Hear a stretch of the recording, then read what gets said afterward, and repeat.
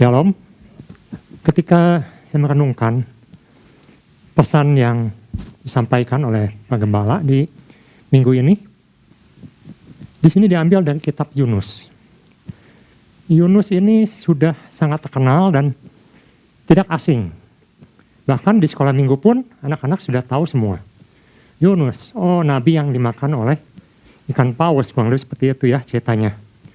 Semua orang tahu dan mengenal. Tapi ketika saya renungkan, siapakah Yunus itu? Kalau dalam Alkitab, Yunus itu dimasukkan dalam kitab nabi-nabi kecil. Bukan artinya badannya kecil, atau tugasnya kecil.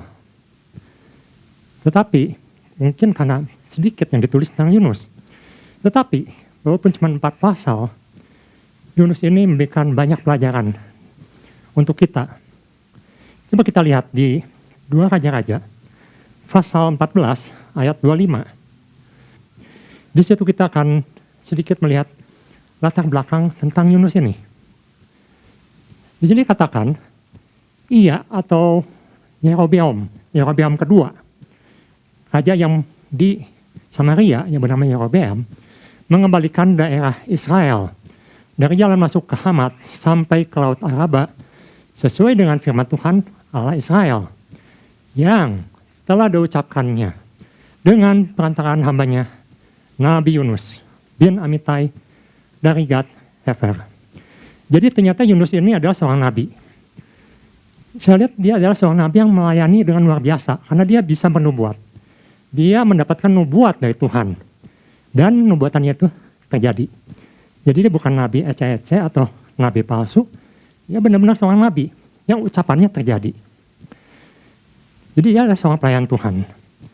Tetapi apa yang ia lakukan ketika Tuhan berfirman, ketika ia tidak suka dengan apa yang Tuhan perintahkan, dia lari jauh sekali. Saya pernah cek ya, berapa jauh dia lari dibandingkan kalau dia menunaikan tugasnya. Sekitar 1:10. Kalau dia langsung ke Niniwe itu sekitar 250 mil, tapi dia lari ke Tarsis yang jaraknya 2.500 mil. Bayangkan, menjauh sebesar 10 kali lipat dari hadapan Tuhan, dari tugasnya. Kalau saya perhatikan, apakah Yunus ini masih layak disebut nabi? Atau lebih tepat mungkin disebut mantan nabi. Karena kalau seorang nabi, seorang pelayan Tuhan, seharusnya melakukan apa yang Tuhan perintahkan. Tetapi kalau dia lari dan melakukan kehendaknya sendiri, mungkin lebih tepat disebut mantan nabi, mantan pelayan Tuhan. Dan yang kedua saya perhatikan, mengapa dia memilih Tarsis. Ini sangat menarik. Kalau kita perhatikan di Alkitab dicatat beberapa kali tentang Tarsis. Coba kita lihat di 1 Raja-Raja 10 ayat 22. 1 Raja-Raja pasal 10 ayat 22. Di situ dikatakan bahwa sebab di laut raja mempunyai kapal-kapal Tarsis. Ini menceritakan tentang Salomo yang ke Tarsis kapal-kapalnya. Bergabung dengan kapal-kapal Hiram, sahabatnya. Dan sekali 3 tahun kapal-kapal Tarsis itu datang membawa emas dan perak, serta gading, juga kera dan burung merak. Jadi saya perhatikan mungkin Tarsis ini suatu yang berlimpah, suatu negara yang luar biasa, yang kaya, yang eksotis. Diperkirakan katanya mungkin Spanyol. Menjauh ke Tarsis. Kalau secara rohani mungkin kita bisa bayangkan apa yang membuat Yunus ingin ke Tarsis. Apakah karena dia ingin melihat apa yang ia dengar ketika zaman Salomo? Negeri yang begitu indah, begitu kaya. Apakah visinya sudah menjauh dari Tuhan dan dia melakukan keinginannya sendiri? Kalau kita lihat Tarsis itu melebihi dari Roma. Rasul Paulus menginjili sampai di Roma. Ini lebih jauh lagi. Apakah dia juga mempunyai misi yang sama dengan Paulus? Mungkin tidak juga. Tapi yang jelas di sini, pesan Tuhan berkata, ia menjauh, sengaja menjauh dari rencana Tuhan dan perintah Tuhan. Dan itu yang menjadi pesan Tuhan di minggu ini. Kita akan sama-sama merenungkan dan perhatikan di sini apa yang terjadi ketika seseorang melakukan seperti Yunus, menjauh dari Tuhan, menjauh dari perintah Tuhan. Yang pertama, saya mendapatkan bahwa ketika seseorang tidak berjalan dengan rencana Tuhan, ia tidak akan finishing well. Jadi yang pertama, orang yang tidak berjalan dengan rencana Tuhan tidak akan finishing well. Finishing well di sini maksudnya adalah bahwa dia tidak berjalan sesuai dengan apa yang Tuhan sudah tetapkan. Dan akhirnya akan tidak bagus. Saya sangat mendapatkan pengertian yang baru ketika Bapak Gembala mengatakan orang yang menjauh dari Tuhan, dia akan selalu turun, dan turun. Kita perhatikan, Yunus, seorang nabi, termasuk nabi yang besar, bukan nabi kecil ya. Tapi dia makin turun. Visinya berubah. Dari visi kerajaan Allah menjadi visi manusia. Kelakuannya berubah. Dia seorang nabi yang mungkin dibanggakan di Samaria, menjadi nabi yang memalukan.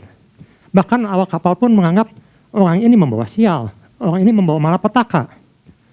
Meskipun nama Tuhan tidak dipermalukan di saat itu, bahkan mereka melihat Allah yang besar.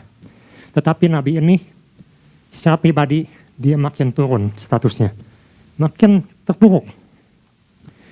Kita lihat seorang yang menjauh dari Tuhan, dia bukan semakin baik, semakin menjadi jelek, semakin menjadi buruk. Meskipun Yunus tidak waktu itu memutuskan untuk tidak melakukan rencana Tuhan, kita tahu kan dia dimakan ikan besar dan selama 3 hari 3 malam dia merenung di situ dan dia bertobat. Tetapi misal sampaikan dia tidak bertobat, apa yang terjadi? Mungkin ikannya menelannya langsung dan dia tidak pernah ke darat. Selesai tugas Yunus situ. Puji Tuhan, Yunus berbalik. Tetapi ada orang-orang yang tidak seperti Yunus, yang tidak mau berbalik. Saya renungkan ya, jadi Yunus akhirnya mau berbalik. Setelah 3 hari 3 malam di perut ikan, dia akhirnya putuskan untuk melakukan kehendak Tuhan. Tapi ada orang yang tidak mau berbalik. Saya perhatikan di Alkitab dicatat beberapa orang yang tidak mau berbalik. Contohnya adalah Yudas. Yudas dipercayakan sebagai murid Tuhan, dipilih Tuhan sebagai salah satu dari 12 murid Tuhan. Apakah selama ikut Tuhan, dia melakukan apa yang Tuhan kehendaki? Alkitab dengan jelas mencatat dia adalah seorang pencuri. Dia diberikan satu kedudukan seorang bendahara, dipercayakan sesuatu yang besar, tetapi dia mencuri. Dia hanya berpikir untuk keuntungan dirinya sendiri. Contoh, ketika seorang wanita berdosa mengurapi kaki Yesus dengan minyak yang mahal, minyak narwastu, yang hasil kerja 1 tahun, hasil jerih payah, yang ada di pikiran Yudas adalah, sayang sekali uang itu dibuang-buang. Hanya untuk mengurapi kaki. Mengapa tidak diberikan saja untuk hal-hal lain? Fokusnya selalu berubah, selalu berbeda dengan Tuhan. Bahkan dia menjual Yesus, urungnya dijual demi 30 keping perak. Yang dianggap mungkin nanti sudah lepaskan, selesai, dia dapat keuntungan. Dan akhirnya apa yang kita ketahui, dia semakin turun. Dan akhirnya dia memilih untuk bunuh diri. Dia tidak berbalik. Yunus berbalik. Walaupun dia pada awalnya dia menentang, tapi dia berbalik. Yudas tidak berbalik. Ada satu tokoh lagi yang pada awalnya dia melayani dengan baik, bahkan dipuji oleh Paulus. Dia banyak, misalnya di Kolose ya. Di pasal 4 ayat 14 dikatakan salam dari seorang yang bernama Demas. Orang ini cukup berpengaruh dalam gereja. Tetapi kita lihat di 2 Timotius pasal 4 ayat 10, mereka kita lihat orang ini tidak finishing well. dia tidak berbalik pada panggilannya. Dia tidak berbalik pada rencana Tuhan. Di 2 Timotius pasal 4 ayat 10 dikatakan, karena Demas telah mencintai dunia ini. Pandangannya ke Tarsis, ke dunia, ke kemewahan dunia, kesukaan dunia, keinginan-keinginan dunia. Dan meninggalkan aku. Ia telah berangkat ke Tesalonika. Kakek setelah pergi ke Galatia dan Titus ke Dalmatia. Demas meninggalkan Paulus demi sesuatu yang dianggap lebih berharga dari panggilannya sebagai pelayan Tuhan. Di sini kita belajar bahwa Petrus pernah juga teralihkan, fokusnya salah. Tetapi dia berbalik. Yunus berbalik. Itu yang membuat rencana Tuhan tetap berjalan. Dan kita perlu perhatikan di sini. Kalaupun Yunus tidak melakukan, seperti yang tadi saya sudah katakan, rencana Tuhan tetap akan jalan. Mungkin bukan Yunus, tapi nanti ada nabi lain. Ada pelayan-pelayan Tuhan lain yang melakukan. Demas tidak melakukan. Ada pengganti Demas. Jadi yang pertama ini, orang yang tidak sejalan dengan rencana Tuhan, tidak akan pernah finishing well. Akhirnya akan makin buruk. Walaupun secara dunia mungkin dia berhasil. Dia memiliki apa yang dunia tawarkan. Tapi secara rohani, secara rencana Tuhan, dia tidak mengenapi rencana Tuhan. Apa yang Tuhan sudah berikan tugas dalam hidupnya. Ini suatu teguran yang sangat kuat untuk kita semua di minggu ini. Karena ibu bapak mungkin pernah baca ada satu buku yang judulnya Purpose Driven Life. Buku yang sangat bagus. Di situ dikatakan setiap orang mempunyai tujuan dalam hidupnya. Tuhan sudah tentukan tujuannya untuk melakukan kepentingan kerajaan Allah.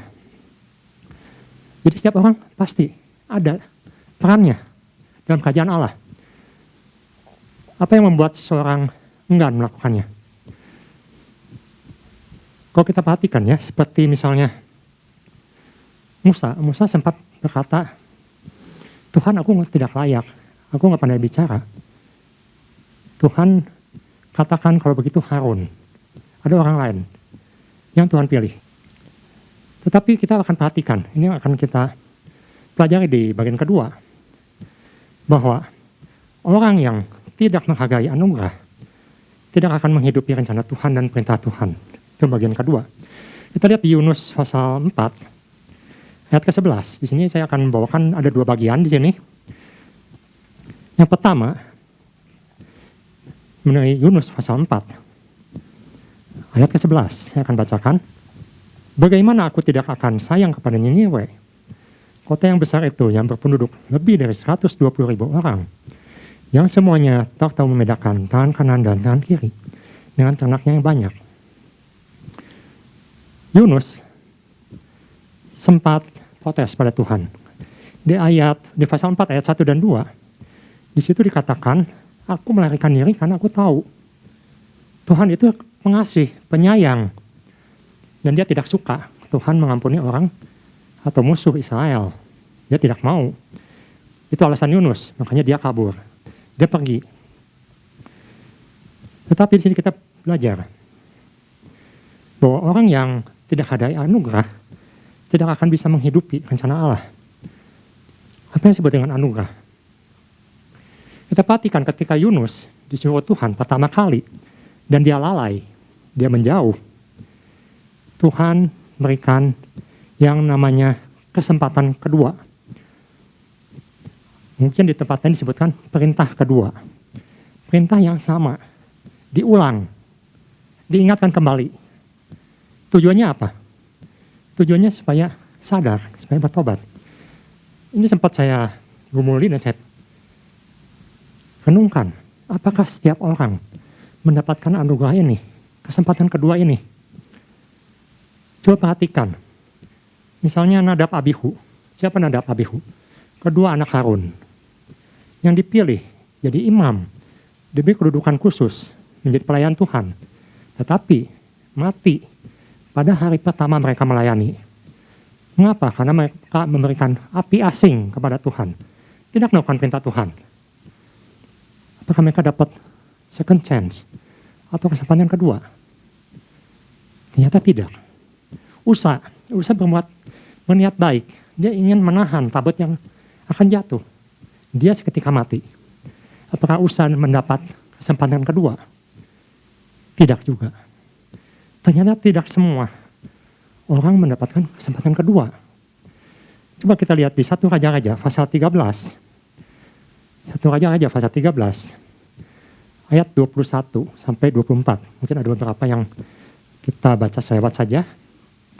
Di situ ceritakan ada seorang abdi yang Tuhan perintahkan, dia masih muda. Tuhan perintahkan ketika kamu pulang, kamu jangan makan atau minum atau menyimpang. Langsung pulang ke tempat asalmu tapi dengan jalan yang berbeda. Nah nanti kalau ibu baca sendiri di situ di 1 Raja-Raja pasal 13 itu dikatakan ada nabi lain yang lebih tua yang berkata, wah aku dapat perintah yang lain. Tuhan katakan suruh dijamu, menyimpanglah, makanlah. Dan nabi ini nabi palsu, dia berbohong. Ketika nabi muda ini melakukan apa yang nabi tua itu sampaikan, sedangkan dia tahu jelas perintah Tuhan. Jangan pulang pada jalur yang sama, jangan menyimpang makan dan minum. Apa yang terjadi? Dia diterkam singa. Dia mati. Meskipun tidak dimakan, tapi dia mati. Ada orang-orang yang kita perhatikan tidak mendapatkan kesempatan kedua. Petrus dapat kesempatan kedua. Judas pun sebenarnya dikasih kesempatan, tapi dia memilih jalan lain. Yunus diberi kesempatan kedua, dan dia lakukan. Meskipun dia tidak mengerti, seperti yang kita telah baca tadi, mengapa Tuhan begitu mengasihi bangsa yang jahat, bangsa Niniwe, bangsa yang tidak layak, sesuatu yang tidak masuk akal buat dia, sesuatu yang seolah-olah mengkhianati negaranya sendiri untuk musuhnya. Mungkin di PB kita bisa mengerti bahwa Yesus mengatakan kasihilah musuhmu. Tetapi di PL satu konsep yang belum bisa dibukakan secara jelas. Dan Yunus akhirnya Tuhan berikan pengertian. Karena Tuhan mengasihi orang-orang yang bahkan tidak tahu membedakan mana yang benar, mana yang salah. Dan kita tahu mereka bertobat. Kadang-kadang dalam kehidupan kita tidak harus mengerti dulu. Tetapi yang jelas di sini kita harus lakukan dulu. Kenapa? Karena anugerah itu mungkin tidak bisa kita dapatkan lagi. Mungkin anugerah itu lewat begitu saja. Dan kita kehilangan kesempatan untuk ikut, terlibat dalam anugerah Tuhan itu. Musa ketika pertama kali diperintahkan Tuhan, dia mengelak. Dia rendah diri. Dia katakan Harun saja. Tuhan marah. Dan kalau Ibu Bapak perhatikan, semua tulah atau mujizat yang Tuhan lakukan di Mesir, awalnya dilakukan oleh Harun. Harun lakukan tulah pertama, Harun lakukan tulah kedua, Harun lakukan tulah ketiga. Disitulah Musa baru melihat, oh tangan Tuhan berserta Harun. Barulah dia mengambil alih untuk tulah-tulah selanjutnya. Musa mengambil keputusan untuk ikut dalam rencana Tuhan. Walaupun pada awalnya dia menolak. Kita tidak perlu harus tahu dulu mengerti rencana Tuhan. Memang kadang-kadang rencana atau perintah Tuhan ini berbeda dengan apa yang kita pikirkan. Contohnya, Yesus menyuruh murid-murid untuk menginjil, untuk melayani. Yaitu berdua. Sesuatu yang waktu itu belum pernah dilakukan. Menginjili berdua. Tetapi sekarang kita mengerti. Ya di sini. Ia memanggil 12 murid dan mengutus mereka berdua. Dia memberi mereka kuasa atas roh jahat. Berdua. Kita mengerti sekarang. Tapi waktu itu mungkin belum dibukakan. Hanya kita bisa melihat bahwa berdua akan lebih kuat. Yang satu jatuh, satu akan menolong. Berdua untuk menunjukkan ada saksi. Tetapi mungkin waktu itu murid-murid tidak mengerti. Bahkan Tuhan menyuruh mereka, jangan membawa apa-apa. Tongkat pun jangan, uang jangan.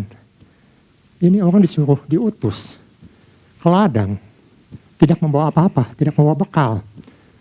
Kalau kita berpikiran seperti Yunus, Tuhan gak salah. Suruh pergi ke daerah tempat yang kita tidak ketahui. Jangan bawa bekal, jangan bawa tongkat, jangan bawa apa-apa. Apakah itu sesuatu yang masuk akal? Kadang-kadang mungkin menurut pikiran kita tidak masuk akal. Tetapi mereka lakukan. Murid-murid lakukan. Dan apa yang terjadi? Mereka kembali dengan sukacita. Mereka membawa dengan kabar baik. Jadi kadang-kadang dalam kehidupan kita tidak harus seperti Yunus yang harus mengerti dulu, baru lakukan. Yunus di akhir kitab, Tuhan nyatakan, mengapa Tuhan mengasihi Niniwe. Yunus baru mengerti. Sebelumnya dia selalu memaksa untuk menganggap bahwa pikirannya lah yang benar. Tuhan itu salah. Nah, jadi kedua bagian ini marilah yang membuat kita merenungkan kembali bahwa orang yang tidak ikut dalam rencana dan perintah Tuhan, dia tidak akan finishing well. Karena dia menjauh dari rencana Tuhan dalam hidupnya. Yang kedua, bahwa orang yang tidak hargai anugerah untuk ikut dalam rencana dan perintah Tuhan, mungkin dia tidak mendapatkan kesempatan itu lagi. Dan orang itu tidak harus mengerti, kita tidak harus mengerti dulu. Tapi lakukan apa yang Tuhan suruh. Ayat terakhir, saya ingin kita baca sama-sama di Pengkhotbah pasal 3 ayat 11. Pengkhotbah pasal 3 ayat 11. Kita akan baca bersama-sama. Ya, 3, 2, 1. Ia membuat segala sesuatu indah pada waktunya. Bahkan ia memberikan kekekalan dalam hati mereka. Tetapi manusia tidak dapat menyelami pekerjaan yang dilakukan Allah dari awal sampai akhir. Biarlah ketaatan kita yang Tuhan lihat dan kita ikut dalam setiap rencana Tuhan, walaupun kita tidak mengerti mengapa pesan Tuhan begitu menekankan dan menegur kita di pagi hari ini dan minggu ini. Tuhan Yesus memberkati.